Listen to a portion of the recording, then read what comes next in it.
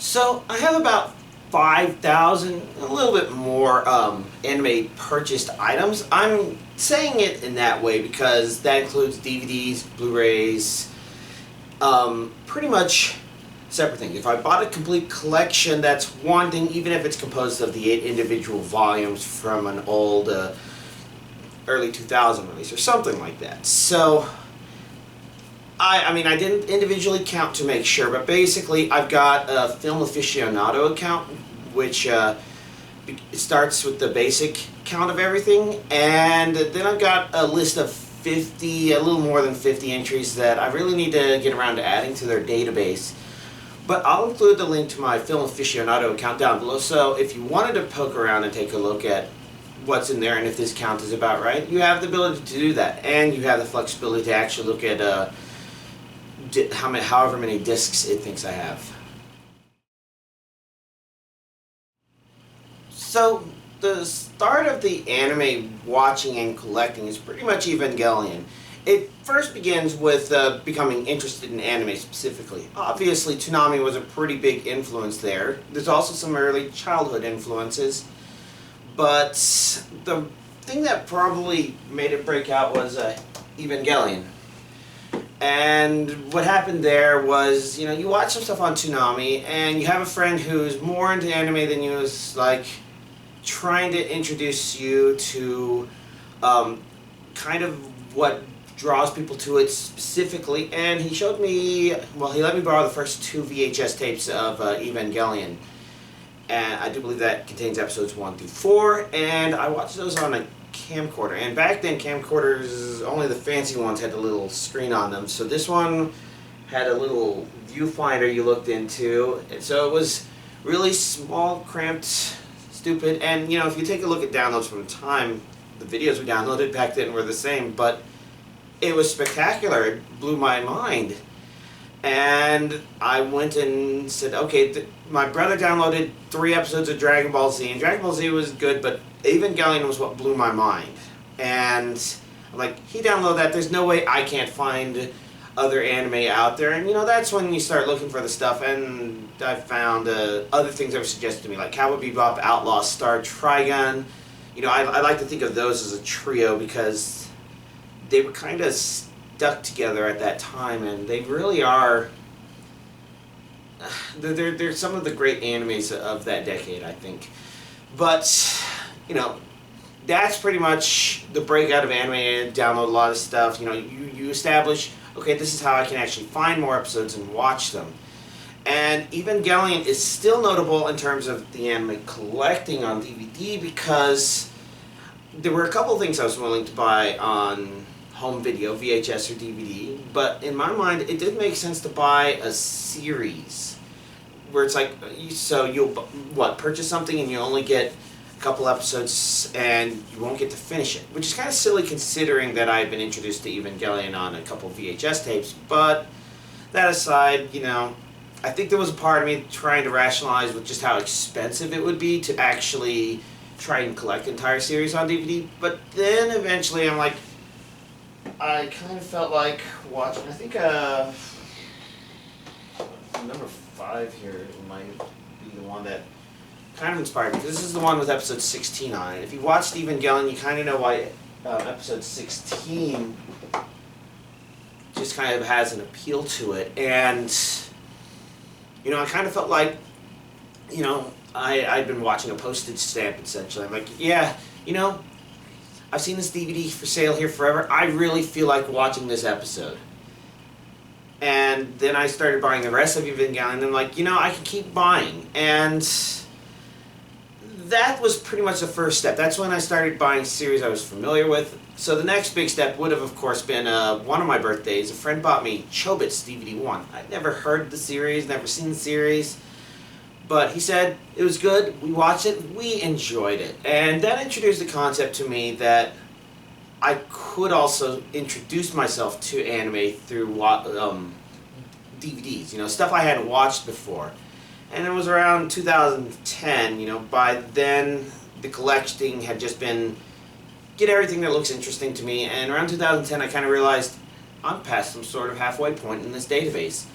I mean, it didn't mean that I literally owned half of everything because there's plenty of duplicates. There's multiple releases for series and whatnot, but when I started eliminating duplicates, I'm like, hey, this list of remaining stuff in this big database is actually a lot smaller than I thought it would be. I should just buy everything. And that would have been about the time I started purchasing Pokemon. Because Pokemon's a very messy release. I mean, even when you take into account the holes that have been filled again. Like, recently we finally got a DVD complete collection of Season 3, which means that these gold and silver ones right here are no longer worth as much, I think. But it doesn't change the fact that, you know, there's still little episodes missing from here and there. There's no Japanese with English subtitles or anything. It's a kind of a messy release. Hell, Beauty and the Beach is pretty hard to get. And there was somebody that said it's available on the Region 4 DVD, but I've never found any evidence that that's actually the case. So, taking all of that into account, that's kind of the history. So, why anime? How anime? I think it pretty much comes down to just liking animation in particular, and then finding the Japanese animation industry to be particularly interesting in multiple fashions. You kind of think of it like, some people would say, oh, it's just foreign, and I think it's a little bit more than that. Like, some people have talked about how shows in Japan, as long as they're drawing in viewers, there tends to be less executive meddling, so you don't quite have happen to anime the same thing that happened to Firefly, for example, or Futurama, you know? So that kind of suggests that there's just a different environment in general. And when you watch anime, you kind of know this even if you don't think about it too much, but there's kind of a close correlation between the anime industry and the manga industry, much closer than a lot of things. And manga industry, while there's definitely your more popular stuff out there, is sort of thing that is actually a lot more accessible for an average Joe to break out into, which means there's more evolution of ideas. So you can almost think of it as it plays around with ideas quicker than maybe other mediums. So there's a lot of reasons why Japanese animation in particular may be kind of notable in that regard. But regardless of whether or not it actually is, you can accept the fact that it's a phenomenon of some sort. And to that regard, I kind of view my collection as a chronicling of that phenomenon. So, given that I told you that this is about chronicling the anime industry, I guess, this might actually give you some good insight into why I purchased both DVD and Blu-ray versions for a series.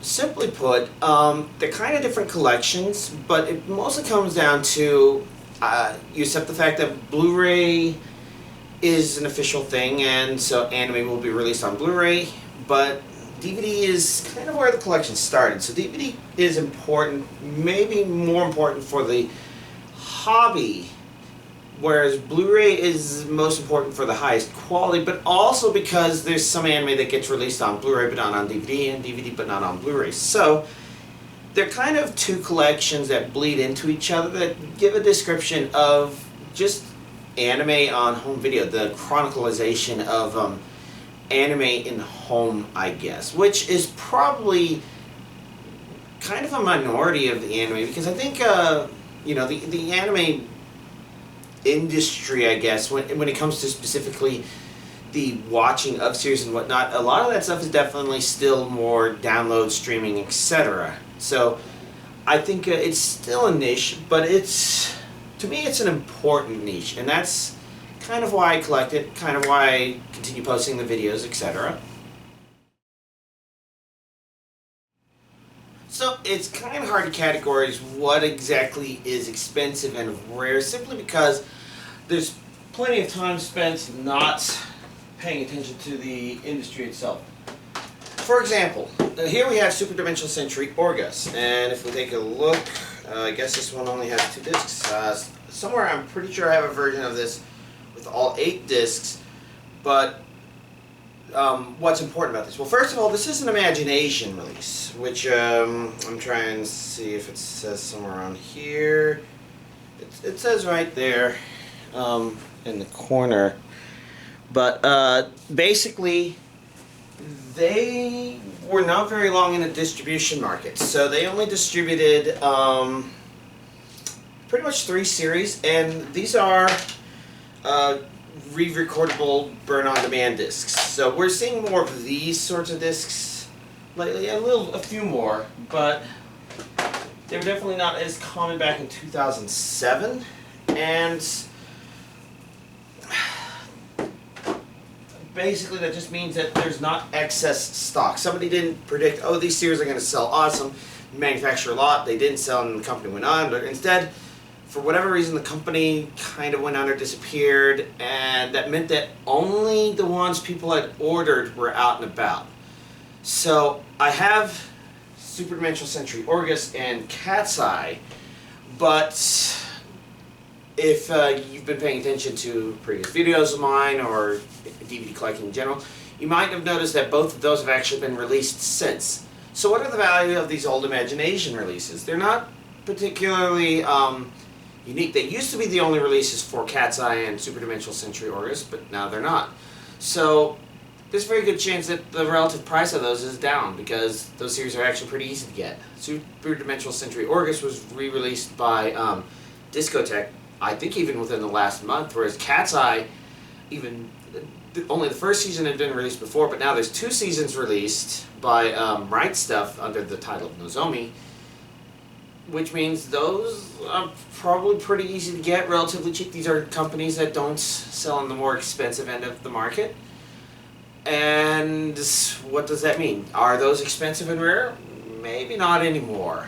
But there's other interesting things about the collection that are. And if I did have Nobody's Boy Remy, that would probably still be pretty relevant. Although hopefully that'll get a licensed and released soon in another way, and I don't have to look for that unicorn anymore. But let's talk about some of the rare ones in the collection first. Up here at the top of the shelf, we have the Dragon boxes, and they're pretty notable because they're kind of a collector's item. Obviously, there's other Dragon Ball Z's. We got Kai, and you got the orange bricks back there, and the Blu-rays are somewhere over there. But the Dragon boxes are pretty much the Dragon Ball Z collector's item. You can see that together they look pretty nice, and they're more centered around the Japanese version of Dragon Ball, as opposed to everything else, which is about presenting Dragon Ball Z from, I guess, kind of the US release. And again, since I don't track the prices, I don't know exactly how they've gone, but I do know that Volume 2 was kind of like the first one to start selling out, and the price for that one skyrocketed. I was lucky to start collecting these when they were $30 each or so, and a lot of them are now selling out, and they're selling for hundreds of dollars. Some of them may go even just ridiculously high. This is another example of one that would probably be not expensive anymore, probably. But Hayate the Combat Butler DVD 8, I do recall someone posting on Reddit saying they didn't think it had been released, and me saying, actually, I have a copy of it. I pre-ordered it, and it shipped normally, so I must have gotten one of the few copies. So, that might not be a big rare thing anymore because all of this series has now been released on DVD and Blu-ray by a separate person, but it's still one of those interesting DVDs. And like I said before, it's hard to tell if Pokemon DVDs, if these Season 3 DVDs are definitely going down in price, because Azalea Adventure used to be the more expensive one, and now you can buy the entirety of the series for really cheap. I'm trying to remember what the price was, but I don't know. But at the time, collecting all of these was over $1,000, and that's pretty up there. So these are the NISA things. Whoa. This platform isn't as steady as I thought. You know, these longer releases. So these two piles are all of the longer premium edition NISA releases. They started doing different sizes and whatnot. You can kind of see a pile starting over there, some under there, but when they were doing this, which was its own odd shape, well, I was collecting them as they came out, so this should be a complete collection of all of them. Not every NISA release, but every NISA premium edition release with the book and the 2 discs. Let's see. I'm kind of going, just remembering as I go. Back here, yeah. Here's a place to set stuff down. We've got Mason Ikoku.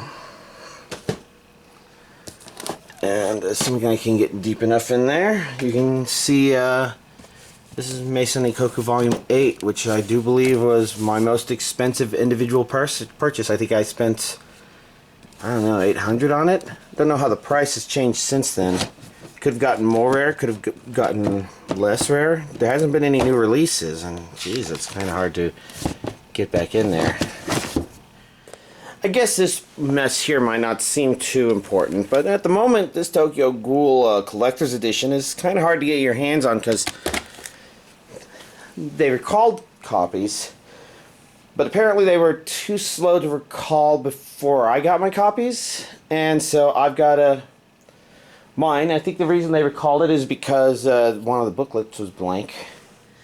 And do the things down here really count as rare? These are most of my imports, or all of my imports, I guess. You know, you got Blackrock Shooter and Blackrock Shooter TV. You've got a couple of things that haven't come out here in the States. I actually like the Japanese version of the Durara release more than the US one. And the release they did give us was also just the same discs. So there's one problem with them in that I don't think they have subtitles for the openings, endings. But you got lots of other things in here. You got, what is this? I can't even remember. Oh, Library Wars. I was mentioning this before as one of the good things, but you know, you've got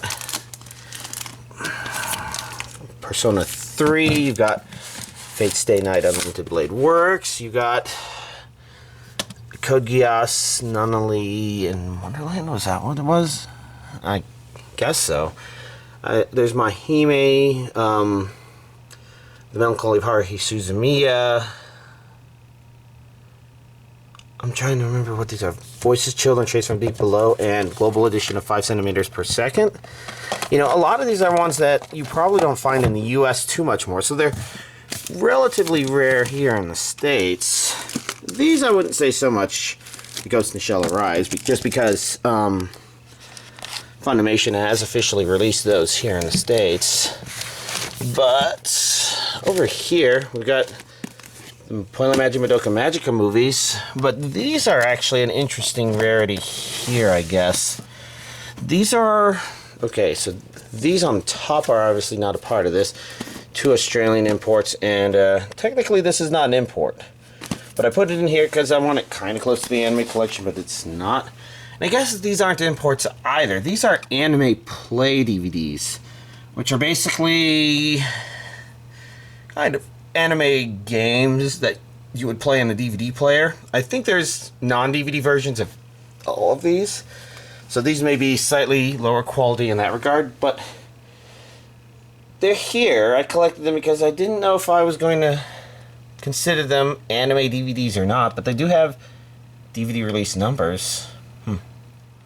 Oh look, there's all of the Monogatari stuff. That would be Bakemonogatari and not other stuff. I'm not sure if that's everything, because there's probably plenty of stuff where it was easy enough for me to get, but I look back on and they're almost impossible to find. And I tried to kind of include those in the things I showed, but what if there's others? I seem to recall like some of the late Genion releases, like Magical Girl Lyrical Nanoha, kind of being maybe in there, but I don't know if that was actually the case. It's the sort of thing where I'd have to look online and see what anime DVDs just can't be found at all. And I know there's some stuff where I can't find any copies of stuff. Some of it maybe because it wasn't released. Like, I think it was a D. Grayman release that was planned to be released on Blu-ray but never got released. One of y'all said it, and I'm having to assume that's the case, pretty much. until I actually find a copy for some reason. And then there's things like Cat Shit 1, which I have on DVD, but I didn't buy on Blu-ray at the time, and I can't find a copy on Blu-ray.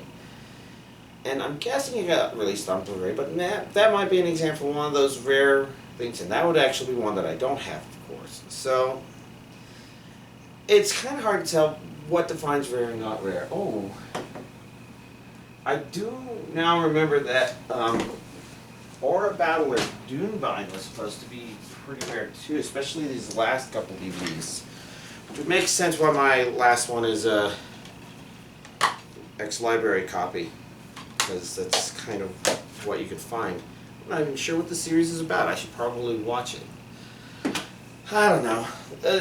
It's possible, because the collection is so complete, and because I am just collecting and not thinking too much about it, there's probably tons of stuff in here that are really rare, that are really expensive, and I just don't know it because either I don't remember spending a lot of money on it, or I just don't keep track of the market.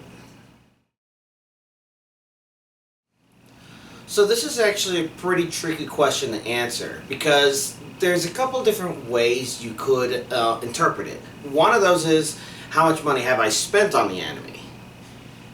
The other, taking into account the fact that while there have been some series that have just skyrocketed in price, most of these probably go down in price. So, from an investment perspective, that means how much it costs to replace all of it is probably less than however much I spent. And since those two numbers are going to be wildly different, first of all, we'd have to choose one, and when you get down to it, it's kind of hard to really use one or the other. A lot of the anime DVDs, I'd have to look at bank statements going back 10, 15 years or something like that. It's not a very quick process, and it's not very obvious which Amazon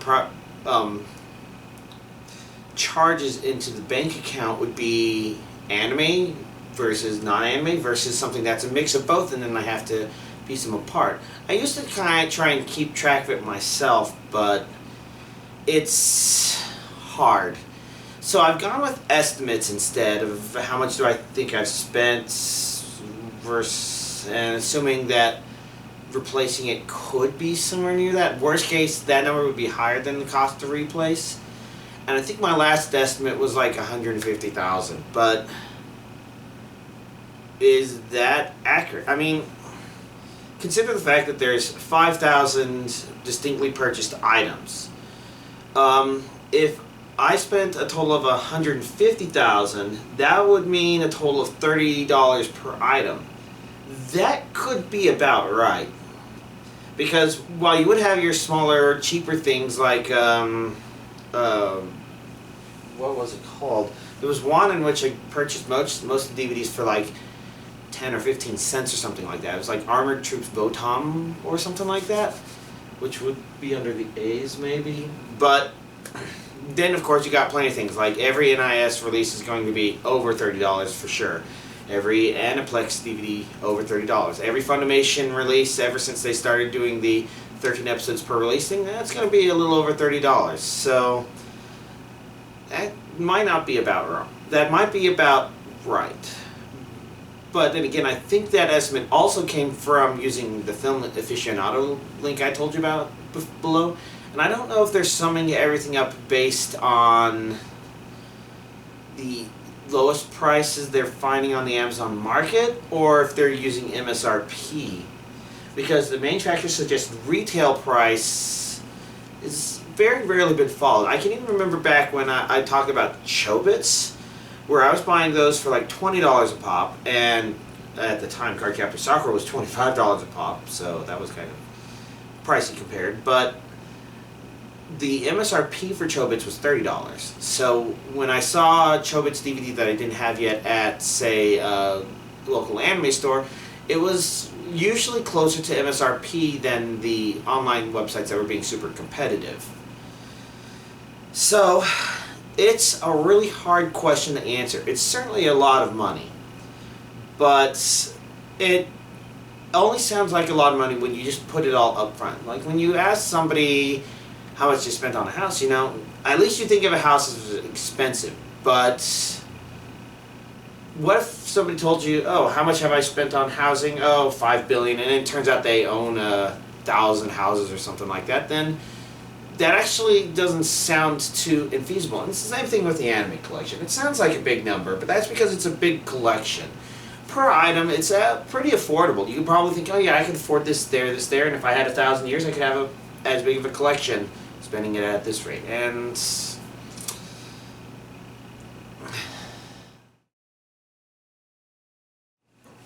well, yeah, this is the perfect question to segue into. You know that I've got a lot. You know that per item it's expensive, and you're kind of curious, am I doing any special tricks to save money on this? And the answer is not really. So the places I buy are the same places you can probably expect to buy your anime as well. That would be Amazon and Right Stuff. But you can actually do better than I do because I have the goal of making these YouTube videos, so I'm pre-ordering everything so that it arrives the day it's released, or at least that's the goal. I primarily prefer Amazon because they handle the shipping better for a more affordable price, but Right Stuff is obviously the other place to shop at because they cover pretty much everything that Amazon doesn't. Every once in a while you get the rare thing, and that's why I donate to Kickstarter campaigns and register for Trigger's website and stuff like that. But it's pretty much the same place as you do, but you can do better than I because if you don't have the constraint of needing them on the street date, you can wait for those deals to happen. I'm pretty sure Right Stuff is doing some sort of 12 days of Christmas deal now. I haven't actually checked, but I was just remembering they do stuff like that. The only problem is for me, since I keep up on the new releases, they don't have anything that I don't already have. So these sales and deals and bundles and whatnot, these are things where you can definitely do better than I can. I'm constrained by artificial restrictions I've placed on myself, partially because of these videos, but don't let that weigh on y'all too much, because I also like to have the availability to watch stuff as soon as possible, even if I am putting off most of the releases. So like Chaika the Coffin Princess came out last week, and I watched it. I was kind of curious about it because people seem to enjoy it more or less, and I wanted to see it and enjoy it more or less, and that meant that me getting the copy when it hit the street date gave me a chance to enjoy it then. And I could obviously get it earlier by ordering from Right Stuff, but again, the shipping costs, if I did it all from Right Stuff, would be tricky, because Amazon, not only is the shipping cheaper on Amazon, but Amazon also ships bits and pieces. My experience with sites like Right Stuff is, while they will sometimes break up the order, they tend not to. So one item in a big order could delay all the rest, and that's obviously not what I'm going for. I'll group together notable things. So when I order Sword Art Online Blu-ray and DVD versions, for Series 2 Part 3 or whatever, those will both be in the same order, and then Series 2 Part 4 would be both in a different order. Maybe Discotek's releasing 3 things at the end of the month, and I'm getting all those through Right Stuff, so I put those all in the same thing. And that has sometimes delayed stuff. I think Free ended up delaying something else.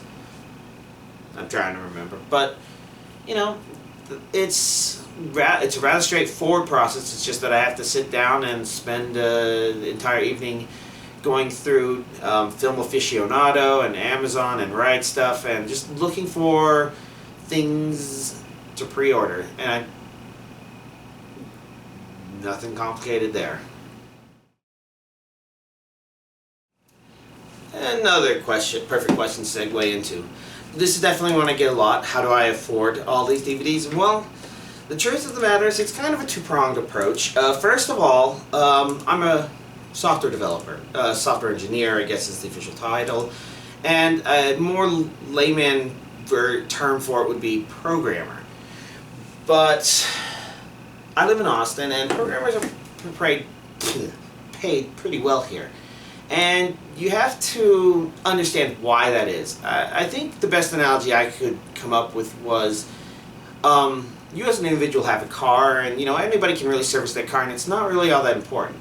Once you become a company, though, and you want your car doing weird things that maybe other companies' cars do, but you don't have access to their schematics or how they do things. Maybe you as a company, since you're a bigger entity, you want a different kind of car that does something a lot more specific, and maybe you only have one or two, maybe even you're a big company and you have 5 or 6 or maybe even dozens. But the idea is, for us normal people, we have a car and we can just take it to a mechanic, and they could work on it. But a company creates a special car, and how it works may be different from other cars that a mechanic may work on. He may understand the underlying principles behind some of it, but eventually you as a company kind of have value in having a mechanic who automatically knows. So like if you took your special car to a mechanic, he could probably fix your problem, but it'd probably take him 10 times longer to do than if you had a mechanic of your own who already knew the car, and every time something happened to it, he already knew, oh, yeah, the special circuitry, it needs to be re-circuitry. Or, oh, you wanted to add a special light to the dashboard? Well, blah, blah, blah, blah. So the idea there is salary tends to be something that follows supply-demand sorts of ideas, more or less. I'm sure there's other things that are part of it, but if you think of things in that way, then somebody who gets paid more is generally harder to replace. They don't necessarily work harder, so that's why, you know, the people working at the checkout at Target, you know, they're probably going home at the end of the day way more exhausted than I am. And you just have to have sympathy for them, because it's easy to get into, but it is not very satisfying work, I think. You know, maybe some of y'all have different opinions. But as a programmer, companies bring people like me in, and I stay with the company, and I learn the product, the domain, whatever. And whenever they want their specific program changed, when they want a new feature added, when they want a bug fixed, something like that, that's when you kind of understand why programmers tend to be paid fairly well. They're not like superstars or anything like that, but they tend to be on the higher end of the curve. I'm trying to think if I'm actually... The camera's going to be flipped. Oh. Anyways, so that kind of tells you programmers paid slightly more than you might guess, simply because you're not really paying them to program, you're paying them to keep the knowledge they have about the product. And that means there's other jobs that should definitely be able to do the same thing. The problem, though, isn't the job, really, because a lot of these things you can get into, you can be creative and flexible and whatever, you know, you can contribute to the company in a way that makes it where it's actually rather difficult for you to be replaced, and so you're valued enough that you could afford these anime. But the other half of it is, I'm not a very social person, and this may be the part that most people would find harder. I mean, even if you're really young and you can't see it at the moment, a lot of people my age... You know, you got the people who stay in, who game, and if they don't have family, if they don't have girlfriends, then, you know, they get to dictate what they do with their own money. That's a really tricky thing to kind of live with and deal with. And then the other aspect of that is plenty of people my age also like to go out and drink, especially since this is Austin, Texas, and 6th Street is pretty well known as a place where a lot of people go down and get crazy drunk or something like that. And you know, I'm not a part of that... ecosystem, I guess. So it means I'm not particularly social. I do enjoy staying home, sleeping in, playing video games, whatever. But for plenty of people, even if you enjoy anime, you probably would have fun talking to other people about it. You probably want to have a significant other. You want to start a family. You maybe want to go out and drink with your friends every once in a while. And a lot of that stuff adds up really quick. And I'd say it's more that. It's what I prioritize my money into as opposed to how much I make. But how much I make is definitely an important part of it, and I'm sure there's so many people stuck in positions where, you know, you just can't. You can't move up, you can't move sideways, you can't change industries. It's not a very flexible market, so I don't know. I think that's kind of the thorough explanation for it. It does also mean, though, that, since I'm not like some superstar, super money maker, that there's always a constant risk that the cost of anime finally outstrips my ability to earn as much as I need in order to continue purchasing them. And it feels like it's been kind of on that boundary for a couple of years now. So, with any luck, I get to continue collecting, but, well, I guess we'll have to find out what's going to happen.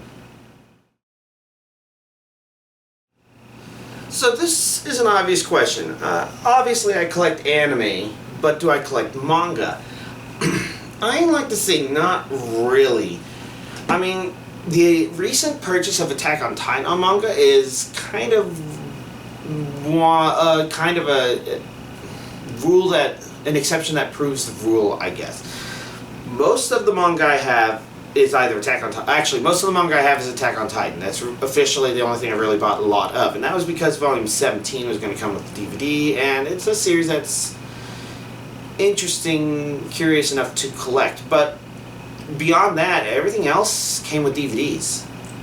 Except for the other exception, Alien 9, which I was kind of curious about. It's sort of like Dragon Half, except I think Dragon Half, the manga wasn't even finished, and so there's not even going to be more anime for that. But, there's plenty of stuff that are released that are intended to sell the manga version of it. Alien 9 might have been that, or it might just not have gotten enough interest to finish implementing everything. But, little things like that can interest me, and I can go out and get the manga. Sometimes, though, even though there would be an interesting thing to get, I need an excuse to go out and get the manga. These Attack on Titan manga have been coming out forever, right? It's not like these are, they just released all 16 or 17 volumes all at once. I just purchased them all at once because I was going to get volume 17 because that was going to come with a DVD with an OVA that I was going to want to watch and get and stuff. So, when you get down to it, well, I have some manga. That pretty much means I don't collect manga. It's not that I have anything against it. Rather, it's just that there's so much anime to watch that justifying reading manga other than the occasional exception is kind of hard to do. So, this is another common otaku culture thing that I'm not a big part of, and that would be anime conventions. It's not that there's anything wrong with them, it's just that the benefits for going to them has really not outweighed the draw sides. It's like, I can go there and there's rooms showing anime, but unless I'm going there to specifically watch those shows, usually that's a bad way to choose to start them because then I have to wait for them to come out on DVD, maybe rewatch those first few episodes again, and then I get to continue. So, that would be for new series that they're showing, and if I'm not making any particular plan and I go there, then I don't want to go in there in the middle of some series that I'm already watching, so or that I haven't watched yet. So something I want to start from the beginning and go to the end. So the DVD stuff has kind of made me more of a binge watcher, but at the same time, it means that if I do find something interesting there, I can't just go out and find it. I have to wait for it to come out on DVD, wait for it to come to me, essentially. And then you got the series that are there that I've already seen before, and for things like that, it's actually nice. I mean, the one convention I went to, I went and saw a couple episodes of Ranma, and this was season 1 stuff, and that's some of that stuff that Ranma has as far as the few seasons that I've watched of it. But I could also do that at home, and then while doing that, I could also be browsing the web or ripping DVDs in that pile of things to do that I have over there. So, and that's one small aspect. You got the merchandise they sell, and I could go online and buy merchandise, so that's a good excuse to maybe go merchandise, but it's also a lot of time and effort, generally. There's the cosplayers, and it's always nice to see people, but I think in a crowd I'm usually too focused. It's like, I drive by a piece of road over here. There used to be a Noodles and Company there that's closed. And my friend was like, well, what's going on with the area now? And I'm like, I'll be honest, I didn't even notice the Noodles and Company was gone. It's because when I'm driving, I'm paying attention to the road and in front of me, and I usually don't get that good of a chance to see what's going on in the shops around me, how they're changing over time. So even though I drive that route every single day, I've just never seen that because I've been focused on driving. And in anime conventions, I've found that I'm more focused on making sure I'm not being some stupid idiot standing in the middle of a hallway blocking everybody or something like that. So, the cosplay stuff, that's probably one of the neater things, but at the same time, you can kind of get your fill for that by going online and doing that. And beyond that, it's kind of personal preference whether or not you feel like being a part of that or seeing that for yourself. It's like, I really don't mind not meeting any of these famous actors on TV or whatnot, because truth of the matter is, plenty of people get to meet them, and the people who want to get to see them who want to, or something like that. And me, I'm fine. I don't care if I've run into Arnold Schwarzenegger or Terry Crew or something like that in HEB. Other people might. So, I'm also not a Star Trek struck person. I don't feel a particular need to insert myself into that environment. So when you get down to that, there's neat things at anime conventions. These are all neat things, but it's a lot of effort for not a lot back, I guess. So it's the sort of thing that I've only done once because it was worth giving it a shot. But it turns out, because I'm in Austin, and I think the local one is IkiCon, unless there's more than one local one. IkiCon was the one I went to before, and it's changed and moved around a lot.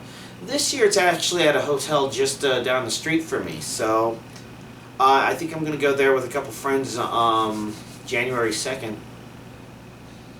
I'm not sure what exactly we're going to do there, but, it's the sort of thing where it's like, yeah, it's within walking distance. So the last time I went there, it was on the other side of town, and I wasn't even in town then, so it was even further away. It was the sort of thing where you're there and somebody else had driven me there, and pretty much you hold on to your stuff and you have to hang around forever until everybody's ready to go. And this time it's going to be a lot more flexible because if I get tired, I could just walk home. I could even just walk home for lunch and eat and go back and resume stuff if I want to, assuming I buy the right kind of ticket. So, given that, it seems like it's worthwhile to try. It's the sort of thing that I'm willing to try every once in a while, but I don't really want to go out of my way to do it. So, I don't know, if you're going to be at IkiCon and for some reason you wanted to try and spot me, well, I'm going to be there. I think I'm going to be wearing my Little Witch Academia 2, the Enchanted Parade Kickstarter shirt. But beyond that, I don't know what's going to happen. This is a pretty natural question to ask, but I don't think there's as clear of an answer to it.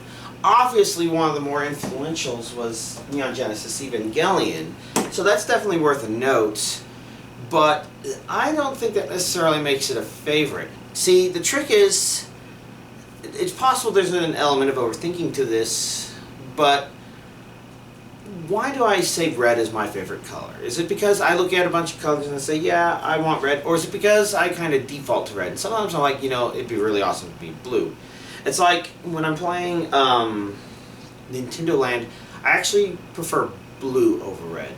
And what that kind of gets down to is, I don't understand the concept of having one series that you can say, oh yeah, this is my favorite, other than kind of team pick. It's sort of like choose your waifu. It's like, well, I can't really choose a waifu because none of these characters are real and none of them can really interact with me in a way where I could say, okay, this is the one I would definitely want to spend the rest of my life with or anything like that. They're all just made-up imaginary characters. And the stories, they're not necessarily the go-to story for absolutely every circumstance, and that's the real problem. Sometimes Hack Sign is definitely a really good example of something that will just suck me in. A lot of that has to do with the music, but I also kind of sympathize with the storyline a bit more. And I think the first story arc of Sword Art Online is kind of similar, a sort of what does it mean to detach from reality and, you have to accept the fact that you have to return, sort of thing. So you've got that, but you can go other directions too. Like, two of my childhood favorites are Nausicaa of the Valley of the Wind and Unico and the Island of Magic. And those are both very different movies, but I consider those to be core movies that are kind of, they're not even nostalgia so much as those are the sorts of movies that defined what I would find interesting as I grew up. Nausicaa's, I don't know, she's actually just a very inspirational person in general. So she's maybe inspired what I think would be good ideals to be in real life. Whereas Unico and the Island of Magic has pretty much fueled an interest in, I forget what it is, but it's when you mix conflicting elements together. And in this case, you mix something that looks pretty much innocent, but is kind of messed up underneath the covers. I mentioned Alien 9 before and being interested enough to purchase the manga for that, because that series is pretty much one of those. I've called it the juxtaposition of innocent and messed up, I guess. But Brigadoon was probably the biggest example of that concept. So I generally consider my enjoyment of Brigadoon to have been caused by growing up watching Unico and the Island of Magic. But there's plenty of series that are just really good on their own despite that. You know, Code Geass has its problems, but I still remember just completely enjoying that all the way through, and there's a part of me that thinks that I'm always on the verge of rewatching the entire series. Which I tend to use as a hint that it might be a favorite. Foiler Magic Madoka Magica is another one of those. I could probably drop everything and rewatch that entire series at a moment's notice. Princess Tutu is great. That one might kind of fall in the descended from Unico and the Island of Magic sort of stuff, where it's, I don't know, there's just, because there's just so many good anime out there, and I didn't even mention Fullmetal Alchemist Brotherhood, which is just great. I mean, how can that one not be in somebody's favorite list? Well, obviously if there's elements people don't like, if they have trouble starting it, they can't get through it, or something like that, you know, there's plenty of fair reasons. But that's why things are so complicated. It's like, there's so many different reasons to watch something. Some of them are even very weird. It's like, I was just trying to think of other things I've listed as favorites, and Figure 17 and Zegapain are on there for kind of similar reasons. Although, I think I like Figure 17 more, so if there's a ranking system there, there's that. But I really like the beginning and the ending of both of those series. Zegapain kind of has moments during the series. It's really haunting remembering some of that stuff. I mean, it's got some great concepts in there. It's just got some of the most bland mecha elements ever. So pretty much the setup, the story around the mecha stuff is spectacular, while the mecha stuff is meh, I guess. And Figure 17 is kind of a weird example of the magical girl genre, but it's not exactly that, and it's a very, very, very well done slice of life in my opinion, where you kind of understand what the people are doing. Things are slowed down, but they have their moments of beating up, because I don't know, you know, because there's so many good stuff. And I guess I never put any Satoshi Kon stuff on there, even though his stuff is spectacular. But who's that other person? I can't remember. The guy who did 5 centimeters per second and that stuff like that. So a lot of people seem to like that more, but I still like Voices of the Distant Star way more than anything. That's like the best example. If somebody tells you anime is not art, you show them Voices of a Distant Star and you tell them, this is pretty much done by a single person. You know, you've got stuff that was added on afterwards. You know, the piano pieces were obviously, I think, done by a neighbor. But it's kind of representative of what it was like for that guy living where he could only talk to his wife over text messages for a period of time or something like that, and I think that Voices of a Distant Star is was it Makoto Shinkai? Yeah, I think it's just a self-contained feeling, I guess. It's kind of one of the most purest examples of anime can be art. Just because you can say, oh yeah, well here's people making it to make money, so that still doesn't necessarily make it not art. I think, you know, artists get commissioned to do stuff and they can make something that's really pretty that people look at, but, you know, somebody's still paid for it. I don't know. So, all this gets back down to, I can't really say that there's one thing that's a favorite, because for all of these, there's different reasons I like them. Sometimes they're close enough together that, you know, even though I would say that Zegapain and Figure 17 are kind of like for similar reasons, they are a little different. They're different enough in that regard where I consider those in that blob of things I really like. So, I don't know. I think they're... I think if you watch enough with an open mind and you realize you just kind of have preferences that vary from time to time, there's no real one answer. There's a big blob of answers.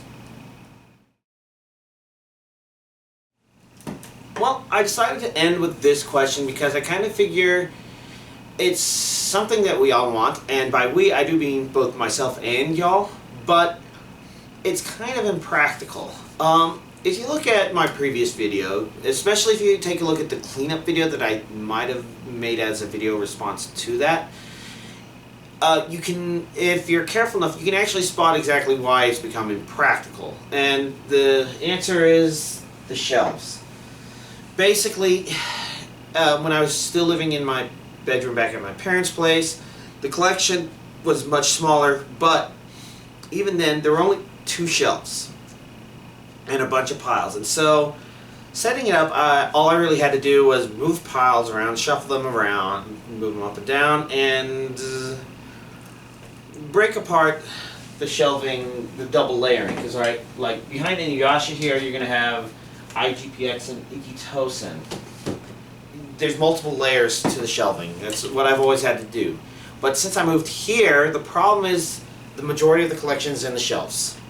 That means that if I wanted to have all of Pokemon together, I have to shuffle everything around.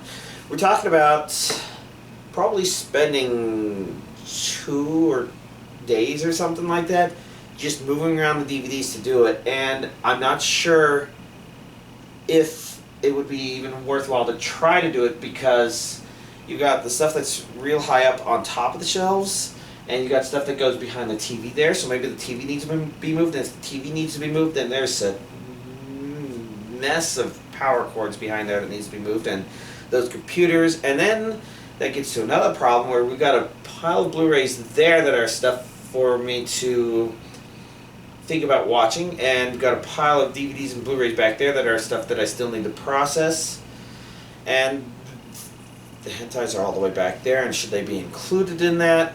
I think as DVDs they probably could and should be, but then you've also got some anime that are in boxes back there, and when you get down to it, the collection has definitely evolved a lot to the point where it's not practical. I mean, every day of my vacation so far there's been something going on. I might have had one day off, but that was like a shopping day. What happened on what days? I can't remember. But, you know, it's complicated. So, I don't know that it's something that I can feasibly do. And if I did do it, I might not know if it would successfully finish until after I find out that it wouldn't. And I know, I've got 2 weeks off, so why not spend those weeks doing that? Because I do have the goal of finishing Dragon Warrior 7. I've tried starting it twice before, but I've never finished it. So it's something that I want to start off and give it a try. And we're already, this is the 4th day of the vacation so far, and I haven't started it yet because I had an anime I wanted to finish, guests coming over. In fact, my mom's going to be coming over soon, and then tomorrow is another friend, and I wanted to start that after I've recorded this video so that this would hopefully get onto YouTube tonight. I am recording this on Tuesday, December 22nd, but I don't know how long it'll take me to put the video together, because hopefully I kept this simple enough, but I might not have. But there you kind of get it. It's like, even then, Dragon Warrior 7 is supposed to be a ridiculously long game, and I can believe it. My attempts before, where I got stuck, it sounds like those involve characters.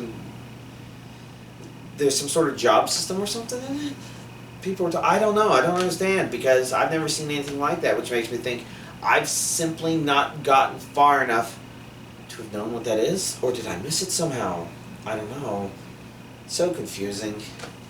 And I plan to, and I'm gonna play it again and find out, and probably get stuck again, but that is probably, it's less valuable for y'all, but it means I get to use my vacation for me. And when you get down to it, these videos are a hobby. You've probably noticed that most of my videos don't have advertisements. The ones that do have advertisements are ones that I don't have control over whether or not they have advertisements, because they are Nintendo video, and Nintendo says, yeah, people can upload videos, but Nintendo gets ad revenue for them or something like that. And when you get down to it, hobby shouldn't be something that gets out of control. And so this is the balance point, unfortunately. It requires not even a lot of time, but we're talking about a massive endeavor to try and do a massive all anime at once thing, and if I try and do the thing I did originally where I just posted 40 videos, oh my god, that's going to take forever. So, there you go. I figured this was the right thing to end with, because if you're really looking at this video for frequently asked questions, this is probably one of those that are less frequently asked, but it's definitely something we both wanted. But hopefully y'all understand why it's not that practical. And yeah, so I'll go ahead and end this fact there. If you have any more, feel free to ask them in the comments. I definitely get emails. I just sometimes get lazy about responding, because sometimes they require a little more thought or information than I would want to give right then and there. But I still see them, so feel free to ask.